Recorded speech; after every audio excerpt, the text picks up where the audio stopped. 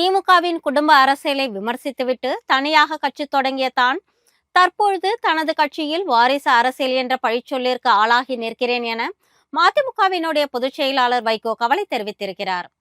விழுப்புரத்தில் நடைபெற்ற மதிமுக மண்டல செயல் வீரர்கள் கூட்டத்தில் கலந்து கொண்டு பேசின அவரு, நீண்ட காலமாகவே துரோகங்கள் என்னை தொடர்ந்து கொண்டு இருக்கின்றது என்றும், மதிமுகவிலிருந்து மத்திய அமைச்சராகிய செஞ்சி ராமச்சந்திரன் உள்ளிட்ட பலரும் துரோகம் செய்து விலகினார்கள் என்றும் கூறியிருக்கிறார்.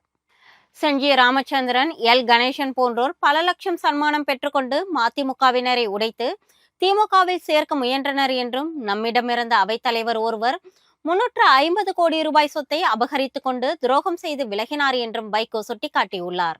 தான் சிறையில் வாடியதையும் விமர்சித்து அவதூறு பரப்பியவர்களுடன் தொடர்பில் வைத்திருந்த ஒருவரை துரோகி என்றுதான் சொல்ல வேண்டும் என்றும், வெளிநாட்டில் இருந்து கொண்டு தன்னை விமர்சித்தவர்களுடன் தொடர்பு வைத்து அதனை மறுக்காமல் உள்ள ஒருவரை தான் துரோகி என்று கூறினேன் என்றும் மல்லை சத்யாவை அவர் மறைமுகமாக விமர்சித்தார். தனது மகன் துரை கட்சிக்கு வரக்கூடாது என்று தான் கூறிய பொழுதிலும் கட்சி நிர்வாகிகள் அவரை கட்சிக்கு வர வேண்டும் என்று கட்டாயப்படுத்தி அதற்கான வாக்கெடுப்பும் நடத்தி அதில் வெற்றி கண்டவர் என வைகோ கூறினார். ஆனால் தற்போது வாரிசு அரசியல் என்ற பழிச்சொல்லிற்கு ஆளாகி நிற்கிறேன் என வேதனை தெரிவித்த அவர், திமுகவிற்காக 32 ஆண்டுகள் உழைத்த போதிலும் கொலைப்பழிக்கு ஆளாகி தூக்கி எறியப்பட்டேன் என்றும் வைகோ தனது குமுறலை வெளிப்படுத்தி இருக்கிறார்.